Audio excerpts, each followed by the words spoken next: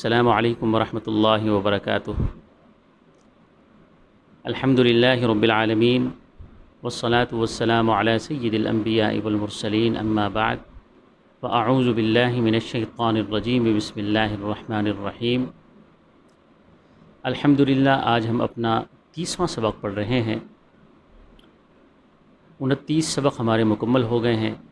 پچھلے سبق میں ہم نے نماز کا چیپٹر مکمل کیا۔ جیسا کہ آپ کو یاد ہوگا، میں نے عرض کیا تھا جب ہم کسی ایک چیپٹر کو مکمل کریں گے تو درمیان میں جو اسلامی اخلاقیات ہیں اس پر بھی ہم ضرور بات چیت کریں گے، ان کو بھی سیکھیں گے۔ اسی طرح ہم نے حسد کے موضوع کو اس پر بات کی تھی، اس سے پہلے حرص کے متعلق۔ تو آج کا جو اخلاقی صفت ہے جس پر آج ہم بات کریں گے وہ ہے شکر۔ دو اللہ تبارک و تعالیٰ کی طرف سے مومن کو دی گئی ایسی نعمتیں ہیں جسے وہ اگر مومن اپنا لے تو اللہ تبارک و تعالیٰ اسے اپنا محبوب بندہ بنا لیتے ہیں۔ ان میں سے ایک صفت ہے شکر اور دوسری صفت ہے صبر۔ یہ دو صفتیں ایسی ہیں، اصل میں بات یہ ہے کہ ہر وقت جو انسان ہے دو حالات میں سے ایک حالت کا شکار رہتا ہے۔ یہ وہ حالت مرض میں ہوگا، یہ حالت صحت میں ہوگا، یہ حالت دکھ میں ہوگا، یہ حالت سکھ میں ہوگا، یا رزق کی طرف سے فراخی اسے نصیب ہوگی یا مفلسی کا شکار ہوگا۔ تو دو حالتوں میں سے ایک حالت ہمیشہ طاری رہتی ہے۔ تو کس حالت میں کیا کرنا ہے، اللہ تبارک و تعالیٰ نے وہ طریقہ بتا دیا ہے کہ حالت سکھ میں کون سی صفت اپنانی ہے اور حالت دکھ میں کون سی صفت اپنانی ہے۔ مومن کے لیے حالت سکھ میں اللہ تبارک و تعالیٰ نے جو صفت اپنانے کا حکم دیا ہے وہ شکر ہے، اور حالت دکھ میں اللہ تبارک و تعالیٰ نے جس صفت کو اپنانے کا حکم دیا ہے وہ صبر ہے۔ یعنی حالت تنعم میں ہوں تو ہم شکر کریں، جب حالت رنج اور غم میں ہوں تو ہم صبر کریں۔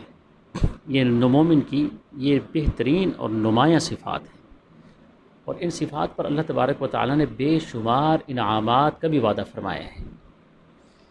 لئن شکرتم لأزیدنکم۔ شکر کا جو انعام ہے وہ یہ ہے کہ جس نعمت پر بھی انسان شکر کرے گا اللہ اس نعمت میں اضافہ عطا فرماتے ہیں۔ رزق پر شکر کرے گا تو رزق میں برکتیں ہوں گی۔ اولاد جیسی نعمت ہے، اس پر شکر کرے گا تو اولاد میں اللہ تبارک و تعالیٰ برکت عطا فرمائیں گے۔ صحت ہے، جوانی ہے، جتنی بھی نعمتیں اللہ نے دی ہیں اگر انسان ان پر شکر کرے تو اللہ اس نعمت میں برکتیں عطا فرماتے ہیں، اس میں زیادتی ہو جاتی ہے۔ اور اسی طرح جب حالت دکھ اور غم ہو تو اس وقت حکم دیا گیا ہے کہ صبر کرے، یعنی رضا بالقضاء۔ اور پھر اللہ تبارک و تعالیٰ نے صبر کے لیے بہت ساری ایسے انعامات کا ذکر فرمایا ہے کہ جس کا کوئی بدل نہیں ہو سکتا۔ ایک تو یہ کہ اللہ کی معیت مل جاتی ہے، ان اللہ مع الصابرین، اللہ صبر کرنے والوں کے ساتھ ہو جاتا ہے۔ اور دوسری صفت اور جو دوسری اس پر نعمت ہے وہ اس سے بھی زیادہ بڑھ کر ہے کہ وہ بغیر حساب و کتاب کے جنت میں جائے گا۔ اب دیکھیں، یہ دو نعمتیں ایسی ہیں جن کا بدل ممکن نہیں ہے کہ اللہ کی دنیا میں اللہ کی معیت مل جائے اور آخرت میں وہ بندہ بغیر حساب کتاب کے جنت میں چلا جائے۔ اور جس آدمی کو یہ نصیب ہو گئی اور یہ صبر سے یہ انعام مل سکتا ہے۔ آج کے سبق میں ہم پڑھتے ہیں شکر ہوتا کیا ہے، اور شکر کی جو متضاد صفت ہے وہ ہے ناشکری۔ ناشکری کیا ہے اور شکر کیا ہے؟ آپ نے بھی پڑھا ہوگا، آپ پڑھتے ہیں کہ دو چیزیں ہیں، ایک کو شکر کہا جاتا ہے، ایک کو حمد کہا جاتا ہے۔ در حقیقت ان دونوں میں تھوڑا سا فرق ہے کہ ہم کہتے ہیں کہ اپنے منعم کی نعمتوں کا شکر کرنا اپنی زبان کے ساتھ، اپنے منعم حقیقی کا شکر کرنا جو اللہ تبارک و تعالی ہیں، اپنی زبان کے ساتھ ان کا شکر ادا کرنا جس طرح کہ ہم کرتے ہیں۔ الحمدللہ، ہر کام کرنے کے بعد ہم الحمدللہ کہتے ہیں۔ صبح جب اٹھتے ہیں تو الحمدللہ کہتے ہیں، کھانا کھانے کے بعد الحمدللہ کہتے ہیں۔ تو الحمدللہ، اور اللہ تبارک و تعالیٰ کو اپنے یہ شکر ایسا پسند ہے۔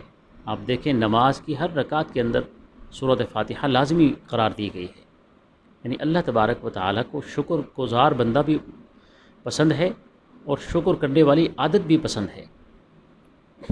تو الحمدللہ یہ اس شکر کو کہتے ہیں جو زبان سے ادا کیا جائے، اور جو شکر ہے یہ وہ شکر ہے کہ زبان بھی اور انسان کا دل بھی اور انسان اپنے اعمال سے بھی ان کا اظہار کرے۔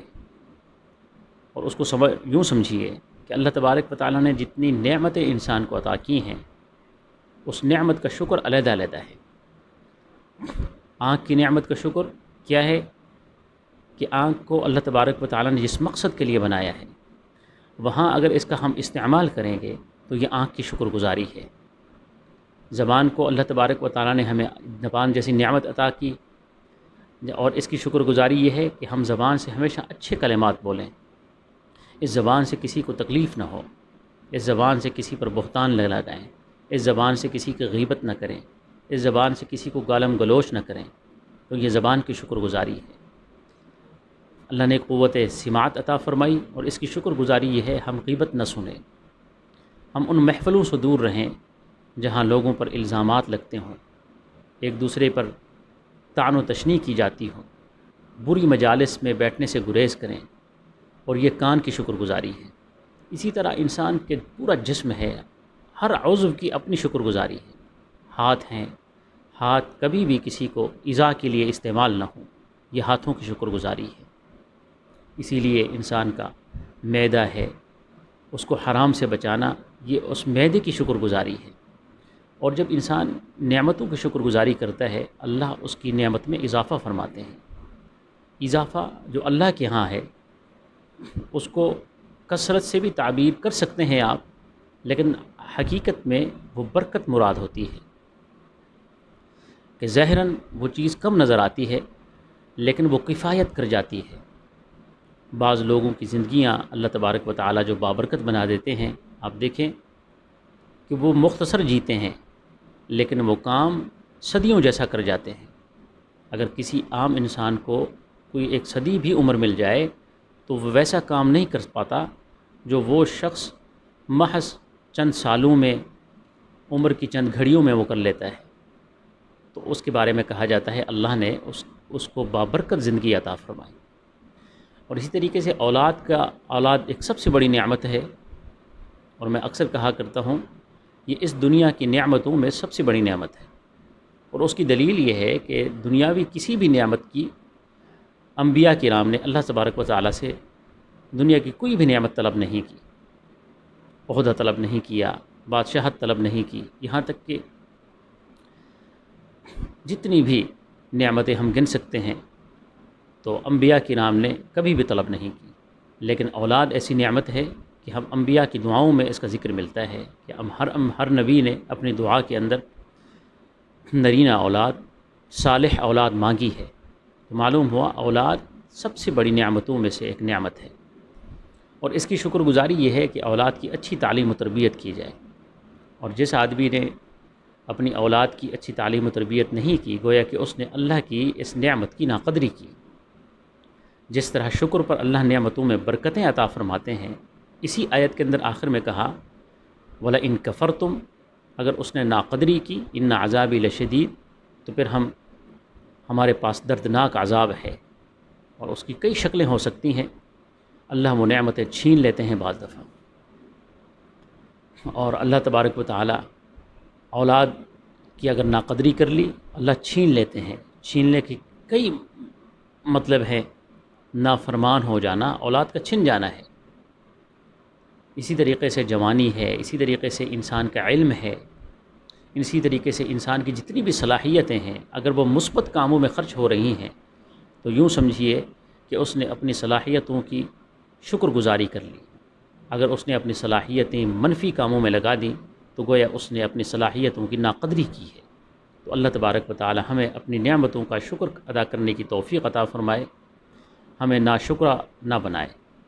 اللہ خود بھی شکور ہیں اور شاکر لوگوں کو پسند فرماتے ہیں۔ اللہ تبارک و تعالی ہمیں بھی اپنا شکر کرنے والا بندہ بنائے۔